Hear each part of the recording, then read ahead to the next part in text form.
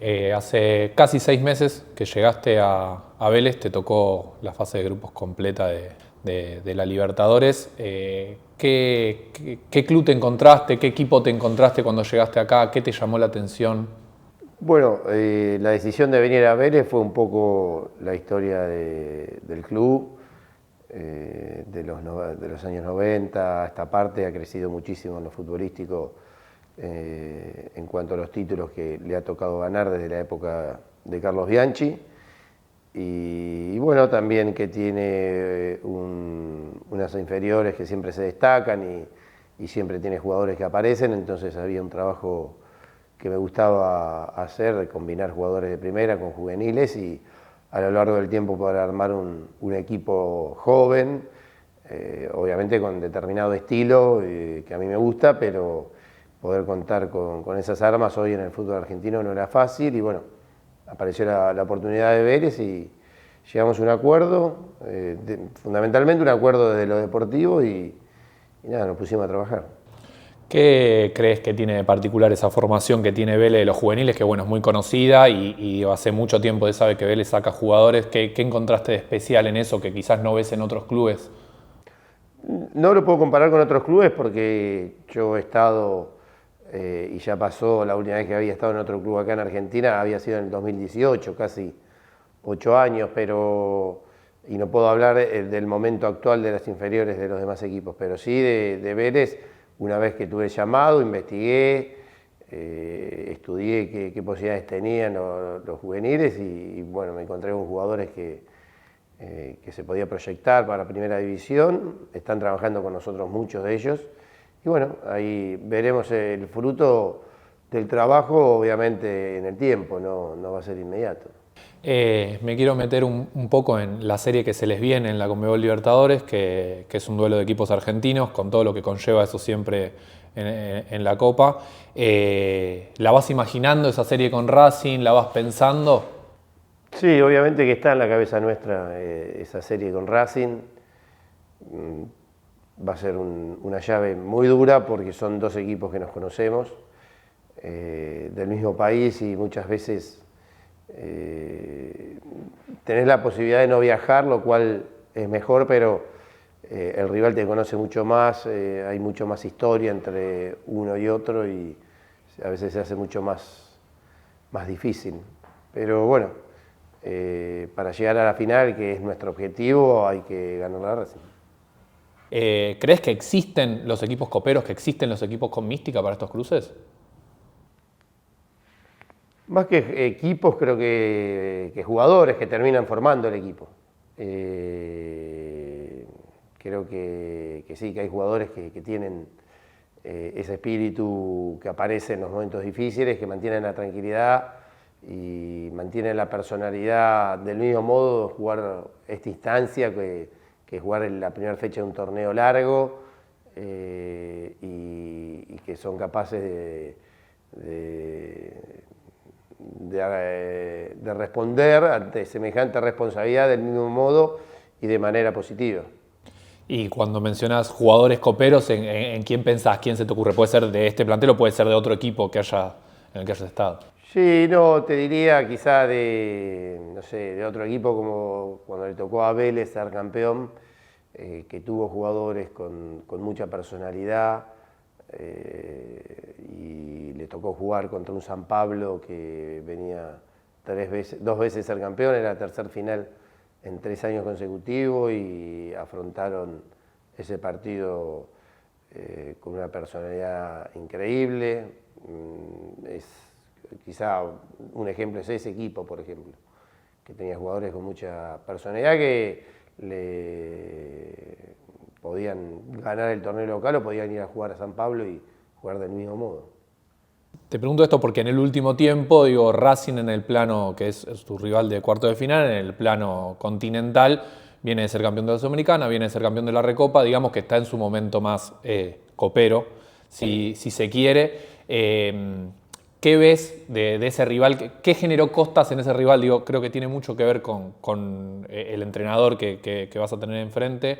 ¿Qué ves de ese equipo que creó Gustavo Costas? Creo que es un equipo que salió a afrontar las situaciones que últimamente a Racing le costaba.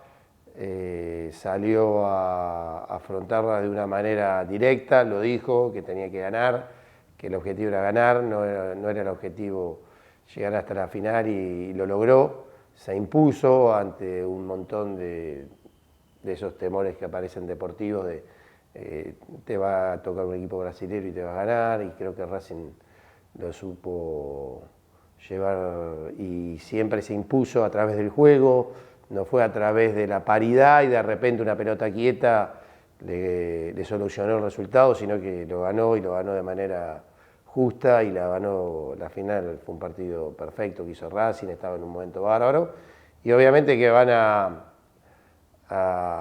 Costa le va a pedir al equipo eso, que aparezca ese equipo, y va a trabajar para que aparezca ese equipo, que nosotros tenemos que saber que es un equipo duro, un equipo difícil, un equipo que de cualquier situación ofensiva te genera un gol. No, es un equipo que tiene gol, un equipo que tiene un goleador como Martínez, que está pasando un momento, un año, no para de hacer goles, pero bueno, nosotros tenemos también lo nuestro. Bien. Y hablabas de objetivos recién. Te pregunto, ¿cuál es el objetivo de Vélez en esta Conmebol Libertadores? El objetivo es pasar a Racing, llegar a semifinal y disputar la semifinal y ver para qué estamos, pero obviamente que a medida que uno va creciendo en la Copa, crece también la ilusión. Y así como la tiene el hincha, como la tienen los demás equipos, nosotros también la tenemos y tenemos un partido muy parejo con Racing, muy parejo, y bueno, habrá que ver si en esos dos partidos logramos imponernos y llegar a la semifinal. Para eso estamos, para tratar de llegar a la semifinal. Bien. Te llevo a un jugador particular que creo que está sobresaliendo en el último tiempo, o que llama la atención un poco de todos, que es Maher Carrizo, que es un juvenil con mucha proyección, que salió de la casa, que ya jugó en selecciones juveniles. ¿Qué ves en él de especial? No, creo que es un jugador muy talentoso, físicamente también es un jugador talentoso, un chico que escucha, que se está preparando para obviamente jugar en Europa y está dando los pasos necesarios para ir, y que está pasando un momento increíble. Trabaja muy bien para llegar a ese nivel y la verdad hace méritos para estar ahí. La verdad que está muy bien, pero bueno, él lo ha logrado hacer desde muy joven, en 6-7 meses, pero esto es una carrera que tiene que durar 20 años. Son jugadores, hay algunos jugadores que se les ve, no sé, vos me dirás si es correcto o no lo que digo, pero pasta de selección o pasta de Europa. Europa ya lo mencionaste. ¿Crees que puede ser un jugador de selección? Sí, yo creo que sí. Yo creo que es jugador de selección. No sé si ahora está, habría que analizar y habría que compararlos con otros jugadores que Scaloni maneja, pero creo que potencialmente es un jugador de selección, sí. La inclusión del Pocho Insúa en tu cuerpo técnico, ¿cómo se dio? ¿Era algo que se venía charlando? Digo, tu cuerpo técnico siempre fueron tu hermano Gustavo y vos, y ahora en Vélez se sumó Insúa. Había estado Ariel Pereira siempre con nosotros y él se abrió porque tenía la oportunidad de dirigir a Colón. Y bueno, pensamos con Gustavo en alguien con el cual más o menos compartamos la idea futbolística. Yo había estado con Pocho hacía unos meses en mi casa, había hablado con él por teléfono previo al llamado de Vélez, habíamos hablado un poco de fútbol y fuimos compañeros en Boca 2 años y teníamos una relación, no de amigos, pero sí muy buena y bueno, me junté con él, hablé, charlé y coincidíamos en lo futbolístico, la idea, sabía la calidad de persona o profesional que era él y bueno, lo llamamos a que venga a unirse al grupo de trabajo con los profes, con el entrenador de arquero que ya veníamos trabajando. ¿Y cómo se reparten el trabajo en el día a día o en una preparación de partido entre Gustavo, el Pocho, vos? Digo, ¿se encarga? Todos planteamos el tiempo de trabajo, lo que queremos hacer, el partido que tenemos que jugar, lo que estamos buscando en el entrenamiento y lo decidimos los tres juntos. La verdad que más allá de que para la gente hay un orden de categoría en cuanto al cargo, los tres tenemos la posibilidad y somos muy abiertos a escucharnos y a cualquiera dé una información, una opinión y tratar de llevarla a cabo. Vos hablás mucho de un estilo y también de coincidir en este caso con el Pocho, de un estilo, una visión de juego. ¿Cómo definirías? Yo creo que tus equipos ya desde que empezaste a dirigir en Lanús se ven marcados por un estilo, pero ¿cómo lo definirías vos? ¿Cuál es ese estilo? Nosotros tratamos de ser simples, de jugar rápido, de defender rápido, de cuando tenemos la pelota de encontrar el momento de atacar, sea por los costados o sea por el medio, pero de atacar, no tener la pelota por tenerla.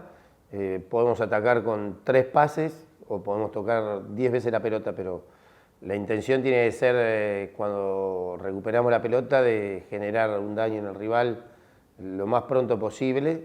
A veces hacemos un juego rápido y directo y otras veces tenemos mucho más la tendencia, pero de salir a jugar golpe por golpe.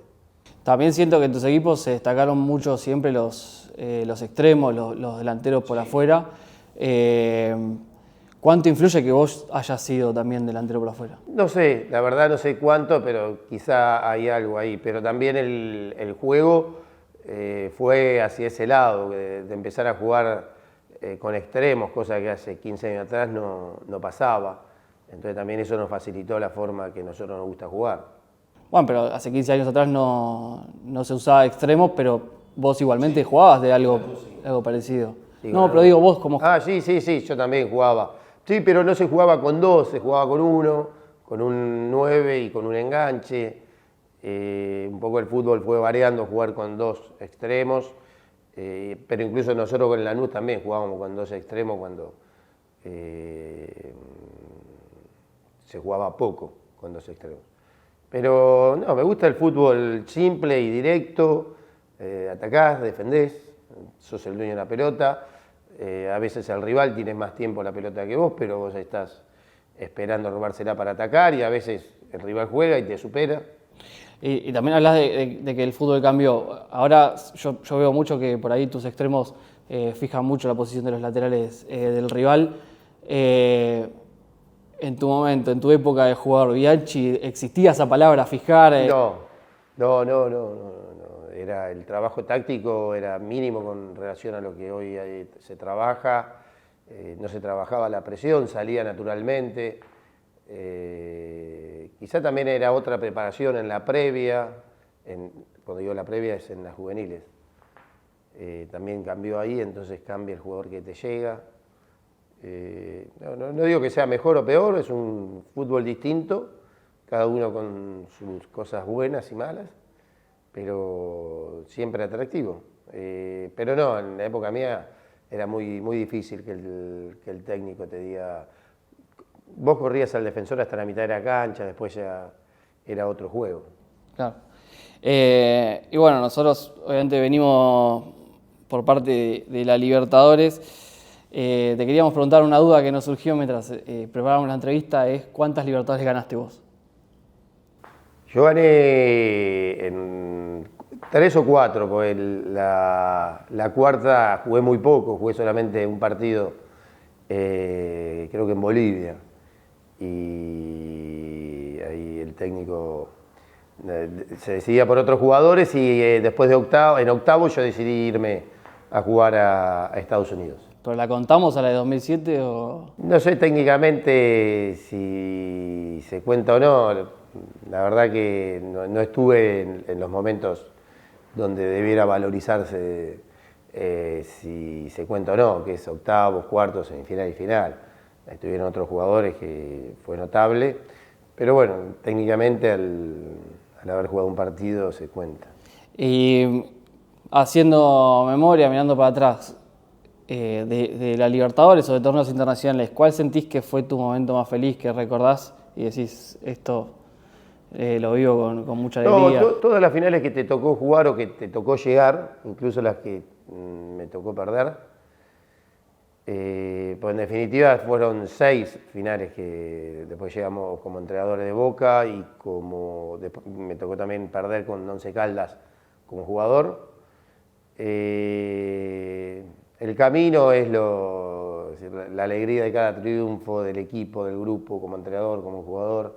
Después está el resultado final, que muchas veces fue muy bueno, otras veces no, pero te queda la tranquilidad de haber dado todo, de haber participado de un torneo que lo mirabas de chiquito y decís, es el sueño de todo jugador ganarla, y de estar ahí, muchas veces haberla ganado, otras veces haber llegado ahí a la puerta, pero es increíble las instancias, cuando pasás a cuartos, a semifinal, te enfrentas con un rival, ahora nos toca Racing, ¿no? Y acá saliendo de entrenador de Vélez, Racing, un club con una historia del año 66, nosotros nos criamos el Racing del 66, viste, que te repetía tu viejo, el periodismo de Perfumo, de Basile, y bueno, ahora te toca a vos jugar cuarto de final, ¿no? Esa instancia de Copa Libertadores, por lo menos en el caso mío, yo lo valoro muchísimo eso.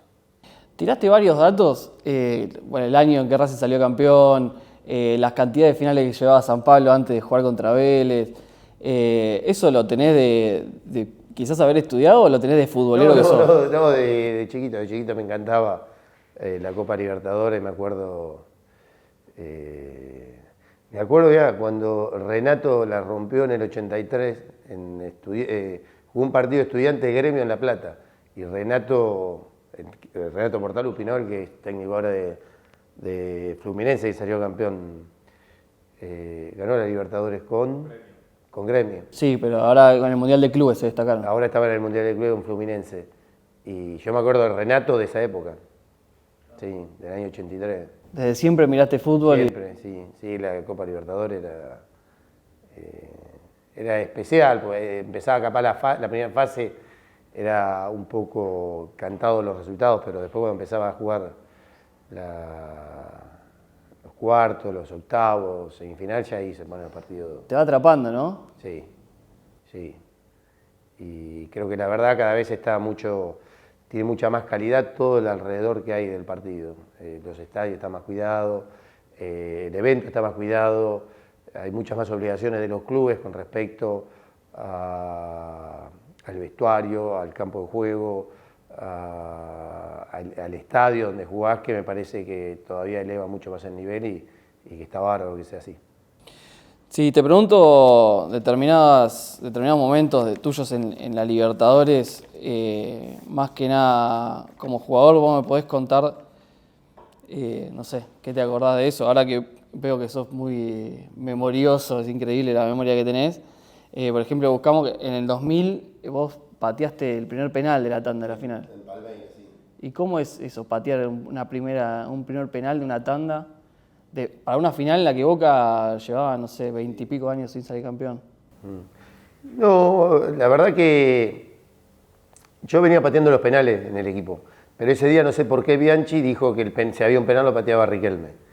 Y bueno, optó por Riquelme, estaba bárbaro, él tenía la decisión de hacerlo, pero nada, cuando dice, va a armar la lista de quién patea los penales, dice quién patea primero y salté yo, y yo.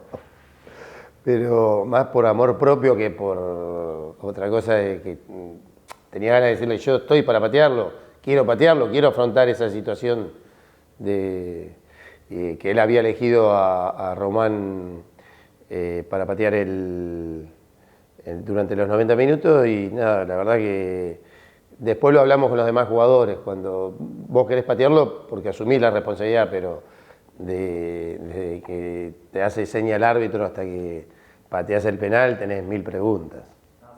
¿A dónde lo tirás? ¿Qué hará el arquero? Y vas caminando y sí, te preguntás un montón de cosas que la gente cree que no pasan, pero bueno, pasan. Y ahora que le tenés que dar consejos a tus jugadores, ya habiendo tenido esa experiencia, respecto a los penales, ¿les das algún consejo? ¿Les decís algo en particular?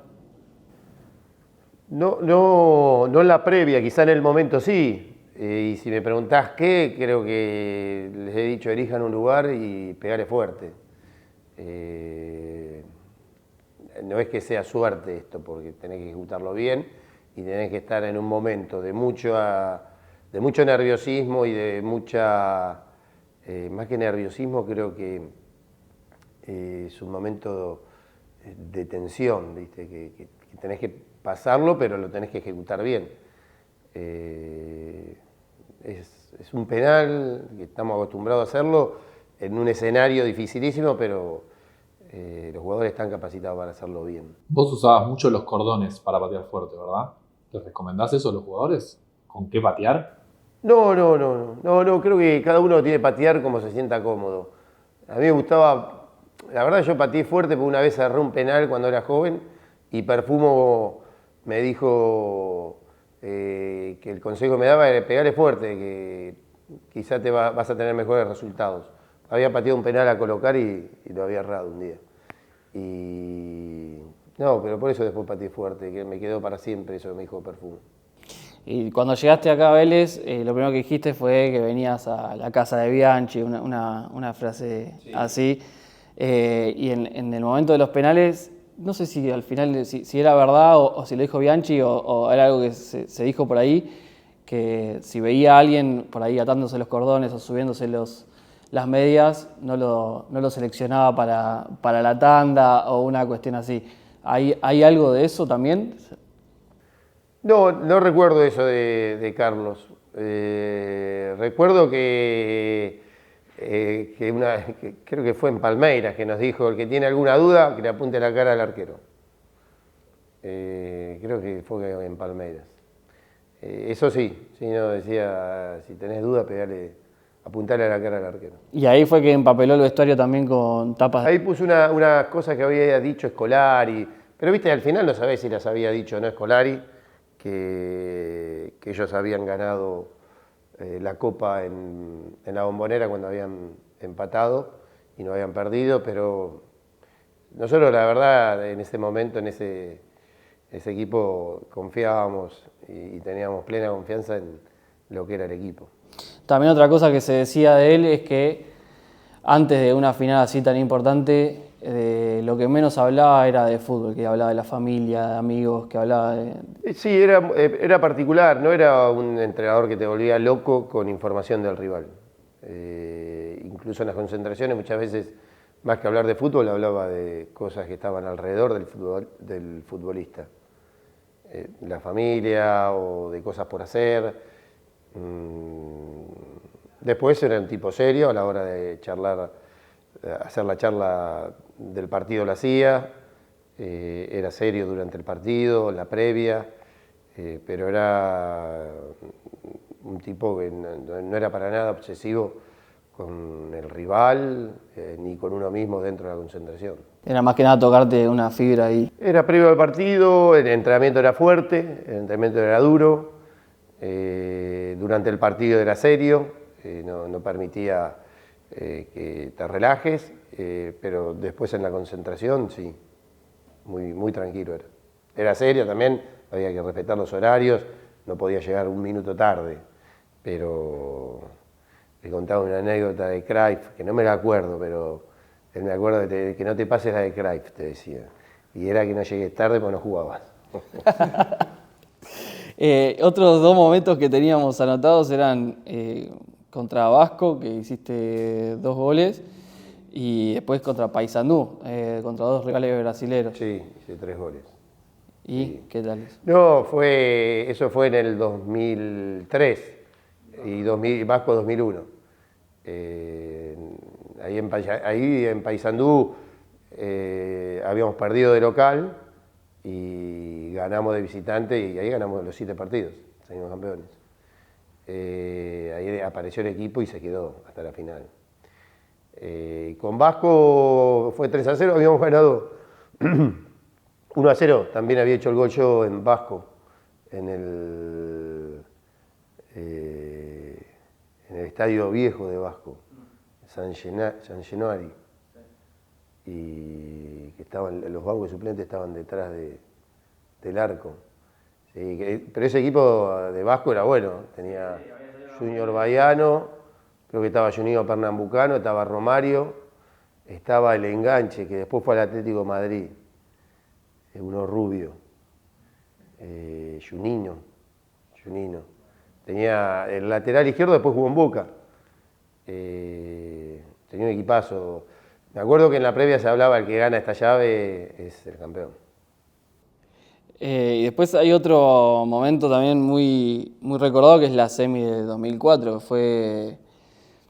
Bueno, hicieron una película, me acuerdo, Fox hizo una película de lo dramático que fue. Sí. Y ahí fuiste muy protagonista. Sí, pero fue una situación media extraña. Nosotros teníamos un jugador menos, la verdad teníamos que esperar, que era difícil a ese equipo, que River tenía muy buen equipo también como nosotros lo teníamos, y era difícil. Nosotros habíamos ganado la Bombonera, íbamos perdiendo 1-0, teníamos un jugador de menos y la verdad el partido era muy negativo para nosotros. Y nada, teníamos que esperar que pase el tiempo para ir a los penales. ¿Y qué hiciste? ¿Se puede saber? No, se dio una jugada que yo trabo con el lateral izquierdo, con Rojas, y Rojas continúa él y se lesiona solo la rodilla, y quedó como que yo le había pegado, y no le había pegado obviamente, de atrás, y se genera ahí una discusión sobre el banco de suplentes de River, y te digo, nosotros necesitamos que pase el tiempo, enfriar, porque River el segundo tiempo hace el gol... Lucho González. Claro. Lucho González, sí. Hace el gol Lucho González, nos echan a Fabián Vargas y estábamos en desventaja total, y se nos venían. Y no, se demoró el juego un poco. Pero ¿cómo se generó esa discusión? No, creo que la verdad fue que se genera, viste que River ya ha hecho todos los cambios, Rojas se lesiona la rodilla y tenía que salir, no podía seguir jugando. Se genera una discusión con el árbitro, un jugador de River insulta sin querer, creo que el nerviosismo lo llevó a Línea en forma, lo expulsan, quedamos con uno más nosotros. Todo en esa jugada. Bueno, pero viste que se dice que vos hiciste sí, algo. Sí, con alguno de ahí del banco de River, con Hernán Díaz, que era ayudante, con el cual tengo una relación, no tengo relación ahora porque después nunca más nos vimos, pero compartimos 1000 veces la selección y tenemos un respeto hacia el otro muy grande. Pero digo, creo que Tití Fernández lo dijo, que estaba ahí cerca, que vos habías hecho algo para que los expulsen a Sambueza, ¿puede ser? No, Sambueza creo que lo insultó al árbitro, sin la intención de insultarlo, le salió como una frase futbolera, pero bueno. Vos no hiciste nada, vos estabas ahí. No, no hice nada.